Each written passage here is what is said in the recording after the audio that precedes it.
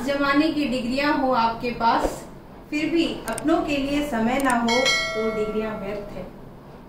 कहते हैं इस दुनिया में बहुत से ऐसे लोग हैं जो सिर्फ अपने विषय में सोचते हैं और समय को व्यर्थ बताते हैं, परंतु आज मेरे साथ जो बैठे हैं महामहिम श्री गिरीश चंद्र शर्मा जी, जिनका मैं अपने YouTube चैनल पे स्वागत करती हूँ, उससे पहले मैं एक बार विनती करती हूँ आप सभी श्रोतागण मेरे चैनल को सब्सक्राइब करें, प्रोत्साहन के लिए कमेंट करें।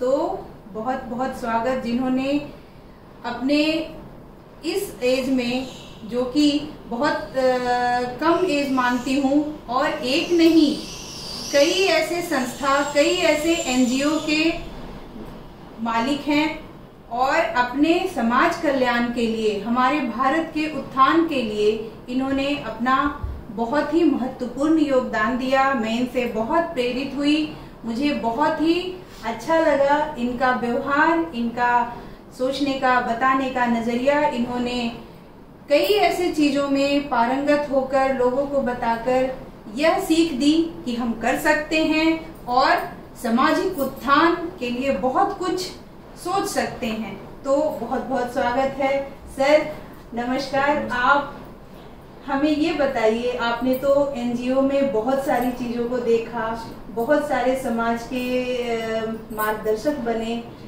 तो सबसे पहले मुझे आपके मुंह से स्किल डेवलपमेंट यानी कौशल विकास के संबंधित आप हमारे श्रोताओं को कुछ बताइए। मेरा नाम गिरीश शर्मा, मैं बेसिकली उत्तरांचल से रहने वाला हूँ और मैं पिछले 2004 से NGO सेक्टर से जुड़ा हूँ। मैं समाज के लिए कार्य करने के लिए मेरे को प्रेरणा मिली कि मुझे समाज के लिए कुछ करना चाहिए, क्योंकि हर व्यक्ति अपने लिए सोचता है, लेकिन आप जब समाज के लिए सोचते हैं तो समाज में आप भी हिस्सा हैं, और वो जब समाज का उत्थान होता है, विकास होता है, तो ऑटोमेटिकली आपका भी उसमें विकास होता है। बहुत उत्तम विचार जी। तो इसी नजरिए के साथ मैंने NGO सेक्टर से जुड़कर, जो संस्था होती है उनके साथ जुड़ करके काम करना शुरू किया। मैंने ये काम सन 2004 से शुरुआत करी समाज कार्य के लिए, समाज के विकास के लिए। तो सन 2004 में मैं बताऊं आपको, जब मैंने अपने लाइफ की शुरुआत की सोशल सेक्टर में, तो आप सरप्राइज होंगे कि मैंने दिल्ली के एक ऐसे क्षेत्र से करी कि बहुत ही ऐसा क्षेत्र है दिल्ली का रेड लाइट एरिया, बिल्कुल GB रोड एरिया, और जिसमें लोग ना उसे काफी बदनामी की नजरे से देखते हैं। बिल्कुल सर, ठीक है, लेकिन हमने उस चैलेंज को भी बिल्कुल बदला, और आज की स्थिति और तब की सन 2004 की स्थिति को आप देखेंगे तो काफी बदलाव सरकार ने भी इस चीज को माना। सन 2004 में जब मैंने NGO सेक्टर में काम किया, तो हमारा Delhi state AIDS control society के साथ एक प्रोजेक्ट चलता है, वो आज भी है, टारगेट इंटरवेंशन। तो लक्ष्य प्रोजेक्ट का नाम कहते हैं जो टारगेटेड पॉपुलेशन होती है। तो टारगेटेड पॉपुलेशन हम उन पॉपुलेशन को मानते हैं कि जो बहुत हाई रिस्क के साथ जी रही होती है, ठीक है, लेकिन समाज में जैसे आप 3 टाइप ग्रुप होते हैं, फीमेल सेक्स वर्कर, एक एम्बेसडर, मेन सेक्स है मेन, और एक आईडी यूजर्स जो इंटर ड्रग यूजर होते हैं, जो इंजेक्ट करके अपने ड्रग यूज करते हैं। Oh my God. तो एक्चुअली में क्या होता है, ये लोग ना देखेंगे समाज में, ये लोग एक समाज के हिस्से हैं, लेकिन थोड़ा सा समाज से अपनी पूरी जिंदगी को इन लोगों ने पूरे रिस्क के साथ जीते हैं। बिल्कुल। तो हमने दिल्ली का जो GB road red light area है वहाँ पे काम करना शुरू करा। तो वहाँ पे बिल्कुल बहुत ही भारत के काफी राज्यों से महिलाएं वहाँ पे हैं, और हालांकि सरकार के नजरिए में कहें या इसकी बिल्कुल एक इलीगल है, और लेकिन अब सरकार के साथ भी चैलेंज है कि इतनी कम से कम वहाँ पे 2 से 2,500 महिलाएं हैं, और उनको स्टैब्लिश करना, और वो लोग भी ना अपने उस क्षेत्र से हटना ही नहीं चाहती है। मैंने चीजों को देखा कि काफी उनके साथ हमने काम किया, उनके विकास के लिए काम किया। बेसिकली हमारा जो प्रोजेक्ट था वहाँ पे उनको HIV एड्स को लेके प्रोजेक्ट था, HIV एड्स के लिए, उनके अवेयरनेस के लिए, है ना, तो वो गंभीर विषय था। तो उसपे जो भारत सरकार का प्रोजेक्ट चलता है, पूरे राज्य, पूरे इंडिया में चलता है, प्रोजेक्ट चलता है, दिल्ली में भी उसका क्या हमारे कई प्रोजेक्ट चलते हैं। तो जो दिल्ली का रेड लाइट एरिया का प्रोजेक्ट था, उसमें हमारी संस्था इंडियन मेडिसिन डेवलपमेंट ट्रस्ट सन 2004 से जुड़ी हुई है। हाँ जी सर, इसके विषय में भी मैं थोड़ा बताएं। जी, तो मैं थोड़ा इसके आपको पहले बताऊंगा कि मैं उसके बाद स्किल डेवलपमेंट और फिर वुमेन एम्पावरमेंट पे आपके मुद्दों पे बताऊंगा कि हमने कैसे काम किया, क्योंकि महिलाओं का मुद्दा है और सेकेंडरी क्या है कि उनकी स्किल डेवलपमेंट की बात है। बिल्कुल, स्किल डेवलपमेंट। तो हमारे साथ चैलेंज ये था कि हम वहाँ पे HIV एड्स को लेकर के अवेयरनेस को लेके, STI उनकी जो प्रॉब्लम थी उन चीजों को लेके हम काम करते हैं। हमारा स्टाफ जाता है, उनको अवेयरनेस देता है और हमारे डॉक्टर साहब का ट्रीटमेंट, हमारी पूरी टीम बनी, मेडिकल टीम है और उनके ट्रीटमेंट को लेकर के सब हम लोग काम कर रहे हैं। लेकिन एक अच्छा वो था कि सन 2008 में दिल्ली में हमने प्रोजेक्ट स्टार्ट किया, जेंडर रिसोर्स सेंटर।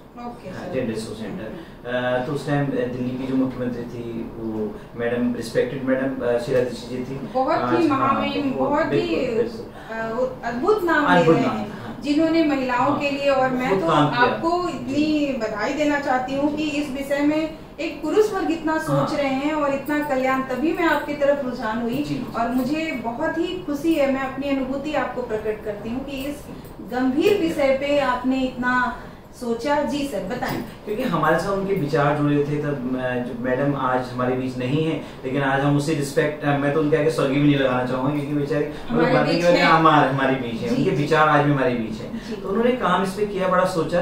तो दिल्ली की महिलाओं के लिए बहुत सोच करके काम किया। जेंडर रिसोर्स सेंटर प्रोजेक्ट चला जिसमें महिलाओं के लिए, स्पेशली जो महिलाओं के लिए काम करना था, तो महिलाओं के विकास के लिए। तो उसमें एक हमारा, हालांकि वो एक विंडो थी, सिंगल विंडो थी, उस विंडो में जितनी भी स्कीम्स है तो वो सारी स्कीम महिला एक पॉइंट पे आकर के अवेल कर सकते थे। उस तरह की एक प्रोजेक्ट था। तो उसमें स्किल डेवलपमेंट भी एक पार्ट था।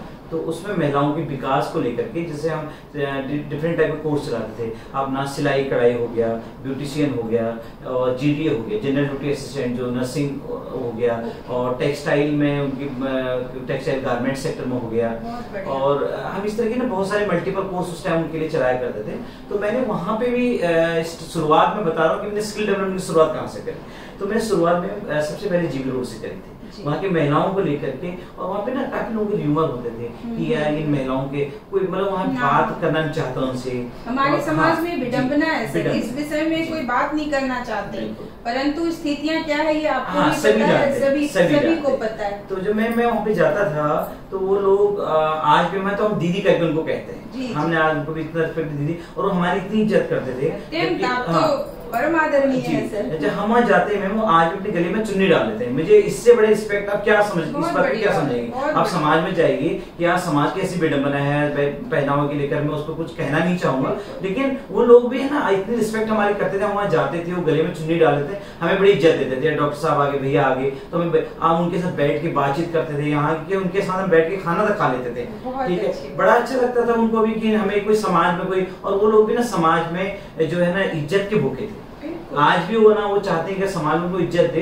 तो वो देखो, हर इंसान की एक नीड होती है, हर इंसान समाज में अपना चाहता है कि मेरा ना समाज मेरा सम्मान है। बिल्कुल, ठीक है, वो सम्मान अगर उनको मिलता है तो शायद वो बहुत खुश होते हैं। तो वही चीज हमने उनसे लोगों से शुरुआत करी। और हमारा जो जेंडर रिसोर्स सेंटर का एक पार्ट था वोकेशनल ट्रेनिंग, हमने उसमें उन लोगों को इनरोल किया। ठीक है, उसमें इनरोल किया। कई लोगों को हमने वहां से उस स्थिति से बाहर निकालने की कोशिश करी और निकाला भी। जब हमने कुछ स्किल डेवलपमेंट किया, कुछ लोगों ने सिलाई कढ़ाई सिखाई, ब्यूटिशियन सिखाया, तो वो अपने पैरों पे खड़े हुए चीजों को सीखकर एक अपने अंदर स्वावलंबन की भावना कि हमें किसी ने, भाई ने, हमारे किसी अपने ने स्नेह देकर हमें एक समाज से दूसरे समाज की ओर लाया है। क्योंकि वो भी समाज के हिस्सा हैं और वो भी नहीं चाहते कि हम जिस दुर्गति से यहाँ पड़े हुए हैं, क्योंकि उसको समाज भी बिल्कुल हेट की दृष्टि से देखता है, गलत दृष्टि से देखता है। आज अपने एक परिवार के साथ नहीं जोड़ सकते हैं, अपने परिवार को दिखा नहीं सकते कि हम कहाँ क्या कर रहे हैं। लेकिन ठीक है, वो समाज, देखिए उनकी एक अपना रूटीन वर्क है, वो अपने समाज के अपने लिए जी रहे हैं, तो कुछ न कुछ उनको करना होता है। ठीक है, वो कर रहे हैं, लेकिन वो गलत सही हम समाज का, हमारे समाज वो वहां जाता है और हम ही उसको गलत ठहरा देते हैं। ठीक है, तो समाज का एक पार्ट है। तो मैं इस पे नहीं जाना चाहूंगा। मेरा मुद्दा ये होगा कि आज भी बहुत सारी महिलाएं हैं जिनको हमने स्किल डेवलपमेंट दे करके और उस दलदल से बाहर निकाला। लेकिन उसको दलदल, क्योंकि समाज को दलदल करे, इसलिए बोलो मैं भी समाज का हिस्सा हूं, अदरवाइज उन लोगों से बात कहेंगे तो उनके लिए तो रोजी रोटी है। ठीक है, तो वहां से बाहर कई लोग निकले हैं और आज भी वो बड़ी इज्जत के साथ समाज में जी रहे हैं। तो एक मेरा एक शुरुआत सबसे पहले वहां से थी स्किल डेवलपमेंट को लेकर के। उसके बाद फिर मैंने सरकार की विभिन्न योजनाएं जैसे NULM है और ESTP प्रोजेक्ट के साथ जुड़ करके, प्रधानमंत्री कौशल विकास योजना के साथ जुड़ करके कई लोगों को लगभग पूरी मैंने दिल्ली एनसीआर में जो है लगभग कम से कम 15,000 लोगों को स्किल डेवलपमेंट किया। स्किल डेवलपमेंट को बहुत बड़ा आंकड़ा है। 15,000 लोगों को आपने आपके साथ 15,000 महिलाओं का, माताओं बहनों का आशीर्वाद है। और मैं भी आपके इस कार्य से बहुत ही हाथ जोड़ के विनती करती हूँ कि आप जैसे और भी हमारे समाज में होनहार हों और मैं अपने चैनल के माध्यम से और भी लोगों को ये बता सकूं कि आज भी अच्छाई है, बस हमें जरूरत है उसे ढूंढने की, उसे चुनने की। सकारात्मक विचार, सकारात्मक प्रभाव ही हमारे जीवन को सफल बनाता है। तो इस तरह हमारे साथ जो महोदय हैं उनको मैं बहुत ही अपने आप में गर्वान्वित महसूस करती हूँ। इस प्रकार की इन्होंने कार्य किए, 1 नहीं, 2 नहीं, 10 नहीं, 15 नहीं, 15,000 महिलाएं इन्होंने बताया कि अपने दम पर आज उनको स्वावलंबन बनाकर उन्हें एक नई जीवन, नई दृष्टि प्रदान की। इस तरह से इनके लिए मैं 2 लाइन कहना चाहूंगी। जुगनू बोला चांद से, मैं भी हूँ आफताब, तू ही आफताब नहीं मैं भी आफताब। एक जुगनू बनकर तारे की समान, चंद्रमा के समान शीतल और जगमगाने वाले सर को मैं बहुत बहुत धन्यवाद देती हूँ।